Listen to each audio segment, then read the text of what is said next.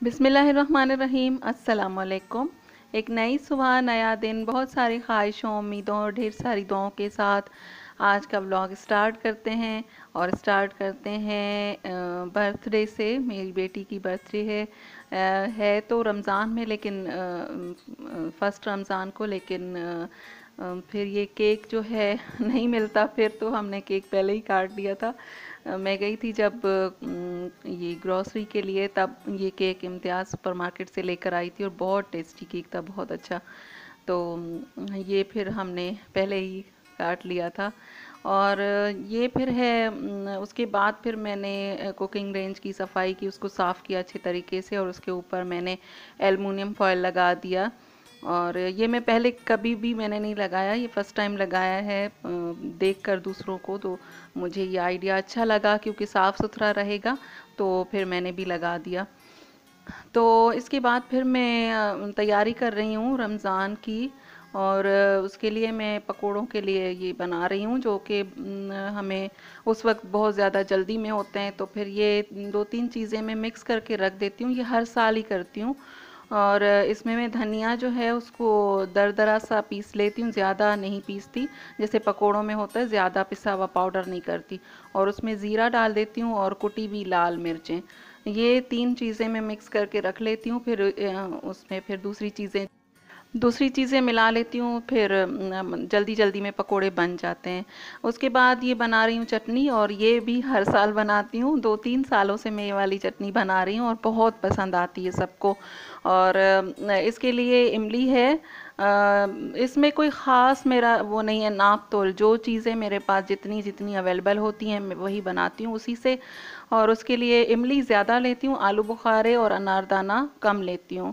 और अनारदाना काफ़ी कम लेती हूँ क्योंकि वो छोटे छोटे से दाने होते हैं, तो फिर वो उसमें मतलब चटनी बनाने में मुझे वो प्रॉब्लम होती है उससे, तो थोड़े कम वो डालती हूँ। और इमली, आलू बुखारा और अनारदाना मैंने भिगो के रख दिया था 2-3 घंटे के लिए, या फिर आप रात को भिगो के रख दें दूसरे दिन बनाएं। मैंने शाम को भिगो के रखा, ये रात को मैंने बनाई है चटनी। फिर उसको थोड़ा सा उबाल लिया, उबाल के और फिर उसको मैश किया हाथों से। हाथ से करना पड़ेगा क्योंकि इसका ये जो गूदा है ये अच्छे तरीके से निकल आए। फिर ये वाली जो छन्नी होती है जिसमें जो इसकी जो होल होते हैं वो थोड़े बड़े बड़े से होते हैं, क्योंकि इसका जो पल्प है वो अच्छे तरीके से निकल आएगा। अगर आप दूसरी छन्नी से करेंगे बारीक वाली से, तो फिर इसमें से सिर्फ पानी निकलेगा, गूदा जो है वो नहीं निकलेगा। तो ये वाली छन्नी हो तो बेहतर है। फिर इससे अच्छे तरीके से इस तरह चम्मच से मैंने किया था। उसके बाद फिर मैंने हाथ से भी इसको अच्छी तरह से निचोड़ के और थोड़ा सा पानी डाल के दोबारा 2 मरतबा मैंने इसका पानी निकाल के डाल दिया, और फिर दोबारा से इसको मैंने उबालने के लिए रख दिया। और फिर इसको उबाल के थोड़ा सा गाढ़ा कर दिया था। जब गाढ़ा हो गया फिर इसमें मुझे गुड़ ऐड करना था, जो कि मैं नहीं लेकर आई थी, मैं भूल गई गुड़। तो ये मेरे पास ब्राउन शुगर था घर में, तो उसकी मैंने 1 प्याली डाल दी थी, लेकिन वो मुझे थोड़ा सा खट्टा ज़्यादा लग रहा था। फिर मैंने इसमें 2 प्याली ब्राउन शुगर डाल दिया है। और इसमें मैंने डाला है काला नमक। तो 2 प्याली ब्राउन शुगर और 1 चम्मच काला नमक, ये डाल के इसके बाद मैंने इसको इतना पकाया कि ये थिक हो जाए। और फिर ये इतना याद रखिएगा, जो फर्स्ट टाइम बना रहे हैं, और मेरी बहनें बनाती होंगी, लेकिन जो फर्स्ट टाइम बना रही हैं वो इतना इसको पतला रख मतलब गाढ़ा रखें, क्योंकि ये रखने से और ज़्यादा गाढ़ा होगा। हम फ्रिज में रखेंगे तो बिल्कुल थिक हो जाएगा। तो इतना रखना चाहिए, ये जैसे मैंने बनाया इस तरह का बैटर होना चाहिए। और सच में बहुत अच्छी चटनी बनती है। और जिन लोगों को अगर पसंद है तो काली मिर्चें भी ऐड कर लें, या फिर इसका शरबत भी बना सकते हैं। और मैं इसका शरबत भी बनाती हूँ, इसी में से 2 चम्मच या 3 चम्मच, जितना आप लोगों को पसंद है, डाल के और ठंडा चिल करके उसमें क्यूब्स डाल के बहुत ज़बरदस्त इसका आलू बुखारे का और इमली का शरबत बनता है। अनारदाना ये तो वैसे ही बहुत अच्छा है। और मैं कोशिश करती हूँ कि केचप का इस्तेमाल कम कर लें, क्योंकि वो पकोड़े जो होते हैं उनमें तो ये चटनी ज़्यादा बेहतर है। तो बस ये मैंने चटनी बना ली है, और मेरी काफ़ी ज़्यादा चटनी बन गई थी, ये 2 जार मैंने भरे थे, इसके अलावा भी बच गई थी काफ़ी। बस ये तैयार है। इसके साथ मैंने दूसरे चूल्हे पे रख दिया था ये शामी कबाब का मसाला, गोश्त रख दिया था उसमें। थोड़ी देर के लिए गोश्त उबल गया, उसके बाद फिर इसमें दाल और मसाले डाल के और शामी कबाब का ये मसाला बना लूँगी। उसके बाद कूट के और टिक्कियाँ बना लूँगी जो कि सहरी में काम आएंगी। और उसके बाद फिर बनाऊंगी अब दूसरी एक चटनी, जो कि इस इमली वाली चटनी में इसको हम मिलाकर इस्तेमाल कर सकते हैं। तो इसमें है धनिया, पुदीना और हरी मिर्चें। इनको मैं उसमें कर लूँगी, इसका पेस्ट बना लूँगी और उसमें क्यूब्स बना के इसकी रख दूँगी। फिर ये किसी भी यानी रायते में भी यूज़ होगा, और फिर अगर ये वाली जो मैंने खट्टी मीठी जो चटनी बनाई है उसमें भी आप इसको ऐड करके इसकी अलग से एक चटनी बना सकते हैं। उसके बाद फिर ये है हरी मिर्चें, इनको मैं काट के और कुछ साबुत रख दूँगी, कुछ काट के रख दूँगी। और ये कुछ काट रही हूँ, उनको अलग रखूँगी, और साबुत जो है उनको भी धो के खुश्क करके, और फिर जो मेरे पास घर में जितने भी बॉक्सेस हैं वो सब अब काम आएंगे।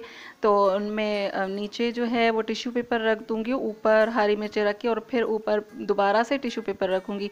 अगर थोड़ा सा भी मॉइस्चर होगा, पानी होगा, वो खुश्क हो जाएगा टिश्यू पेपर में और ये ख़राब नहीं होंगे।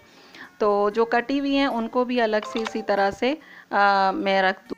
और ये वो तैयारी है जो मैं खुद अपने घर में जो तैयारी करती हूँ वही मैं आप लोगों के साथ शेयर कर रही हूँ। तो इसके बाद फिर ये है मेरा जो रोज़ यूज़ होने वाला मसाला बॉक्स, उसको मैं इसमें भी मसाले भर के दोबारा से फ्रेश रखूँगी। और ये मसाला बॉक्स मुझे बहुत पसंद है। ये दो दो साल मेरे ख्याल में हो गए इसको, ये मुझे यहाँ कराची से नहीं मिला था और कहीं से मैंने लिया है। तो इसमें मैं रखूँगी ये लाल मिर्चों का, लाल मिर्ची ये है कुटी हुई, और धनिया पाउडर रखा है इसमें, और इसमें डाल दिया मैंने, एक में नमक डाला है। और दूसरे जो यूज़ होते हैं जैसे कि ज़ीरा भी रोज़मर्रा के मसालों में यूज़ होता है जब हम सालन बना रहे होते हैं, और हल्दी भी इस्तेमाल होती है। तो हल्दी, एक में हल्दी डाल दूँगी। और दूसरा है लाल मिर्च का पाउडर भी मैं इसमें डाल दूँगी, क्योंकि लाल मिर्च भी कुटी हुई और पिसी हुई दोनों ही यूज़ होती हैं रोज़ के खानों में, रमज़ान के अलावा भी। और रमज़ान के लिए ख़ास तौर पे इसको धो के और साफ़ करके दोबारा से मैं इसमें फ़्रेश मसाले भर रही हूँ। और गरम मसाला मुझे चाहिए था, जो कि एक जो खाली है इसकी डब्बी, तो उसमें मैंने वो गरम मसाला रखना है, लेकिन वो फिर मैंने अभी भूना है इसको, भून के फिर पीस के, और फिर इसकी खुशबू जो है बहुत अच्छी सी हो जाएगी। तो फिर इसको उसमें मैंने भर के गरम मसाला पीस के और उसे उसको भी भर, यह मसाले चटनियाँ सब हो गई हैं तैयार, और मसाला बॉक्स भी तैयार है। और एक चीज़ मैंने आप लोगों के साथ और शेयर करनी है, मैं मिट्टी के बर्तन लेकर आई थी, वो लास्ट में मैं उसका क्लिप भी ऐड कर दूंगी। मिट्टी के बर्तन बहुत अच्छे लगते हैं मुझे, उनके ग्लास में लेकर आई हूँ, और दही के लिए भी एक लेकर आई हूँ, तो वो भी आप लोग देख लीजिए।